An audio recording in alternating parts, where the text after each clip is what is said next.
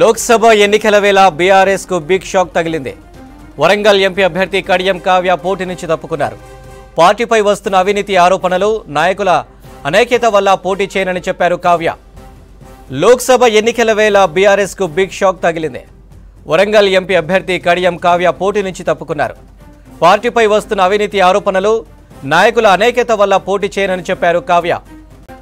ఇక Warangal BRS MP అభ్యర్థి కడియం కావ్య పోటీ నుంచి తప్పుకోవడంపై మరిన్ని అప్డేట్స్ కృష్ణమోహన్ అందిస్తారు.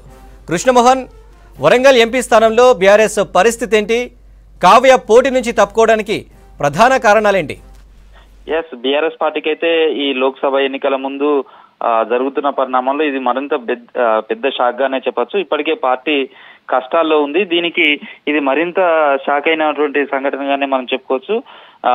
వరంగల్ లోక్సభ అభ్యర్థిగా బీఆర్ఎస్ పార్టీ నుంచి బరిలోంచి తప్పుకుంటున్నట్టుగా కొద్దిసేపటి క్రితమే ఆమె కేసీఆర్ కు లేఖ రాశారు.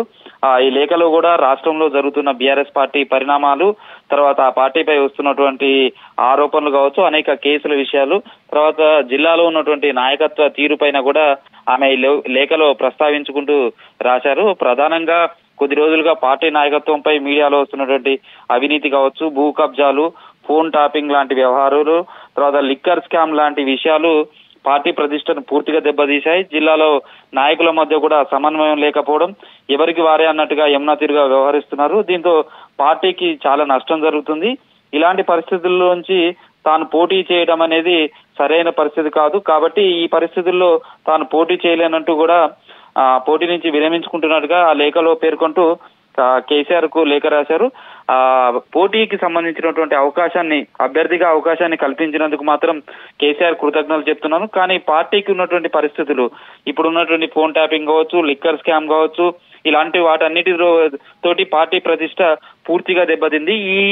ఈ సమయంలో తాను పోటీ చేసినా గెలవలేను, ప్రజల నుంచి కూడా వ్యతిరేకత ఎదురవుతుందన్న నేపథ్యంలోనే తాను ఈ అభ్యర్థిత్వం నుంచి తప్పుకుంటున్నాను, పోటీ చేయలేను అంటూ కూడా తన అస్వస్థతను పోటీ చేయలేనంటూ కూడా ఆ లేఖలో పేర్కోవడం జరిగింది. అనిల్, ప్రస్తుతం అయితే ఈ లేఖ మాత్రం సంచలనం కలిగించిందని చెప్పొచ్చు. ఎందుకంటే ఇప్పటికే బీఆర్ఎస్ పార్టీకి సంబంధించి వరంగల్ జిల్లా అధ్యక్షుడిగా ఉన్నటువంటి మాజీ ఎమ్మెల్యే ఆరూరు రమేష్ పార్టీని వీడిపోయారు. అదేవిధంగా పలువురు కార్పొరేటర్లంతా కూడా పార్టీని వీడారు. ముఖ్య లీడర్లంతా కూడా పార్టీని వీడుతున్నారు. ఈ సమయంలో అభ్యర్థిగా ఉన్నటువంటి, అందులోనూ వరంగల్ లాంటి కీలకమైనటువంటి లోక్సభ స్థానం, ఇక్కడి నుంచి పోటీకి దింపినటువంటి కడియం కావ్య బరిలోంచి తప్పుకోవడం అనేది సంచలనంగానే చెప్పొచ్చు.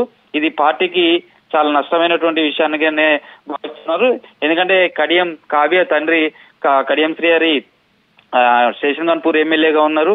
ఒక ఎమ్మెల్యే కుమార్తెగా ఉన్నటువంటి కడియం కావ్యను అభ్యర్థిగా ప్రకటించారు. ఆమెను అభ్యర్థిగా ప్రకటించే సమయంలో కూడా పార్టీ నుంచి తీవ్ర వ్యతిరేకత కూడా ఉంది. ఇక్కడ ఉన్నటువంటి ఉద్యమకారులు కావచ్చు, పార్టీలో పనిచేస్తున్నటువంటి అనేక మంది ఆమెను అభ్యర్థిగా ఎంపిక చేయడం పట్ల నిరసన వ్యక్తం చేయడం, అనేక మంది రాజీనామాలకు కూడా సిద్ధపడ్డారు. ఇదే సమయంలో పార్టీలో జరుగుతున్నటువంటి పరిణామాలు కావచ్చు, తర్వాత ఫోన్ టాపింగ్, లిక్కర్ స్కామ్ కు సంబంధించి కవిత అరెస్టు, జైలుకు వెళ్లడం, ఇలాంటి సంఘటనలన్నింటి నేపథ్యంలో పార్టీ నుంచి పోటీ చేస్తే గెలవడం కష్టమనే భావన నేపథ్యంలోనే ఆమె బరిలోంచి తప్పుకున్నట్టుగా తెలుస్తుంది. ప్రస్తుతం ఆ మేరకు కేసీఆర్ కు లేఖ రాయడం జరిగింది. అనేది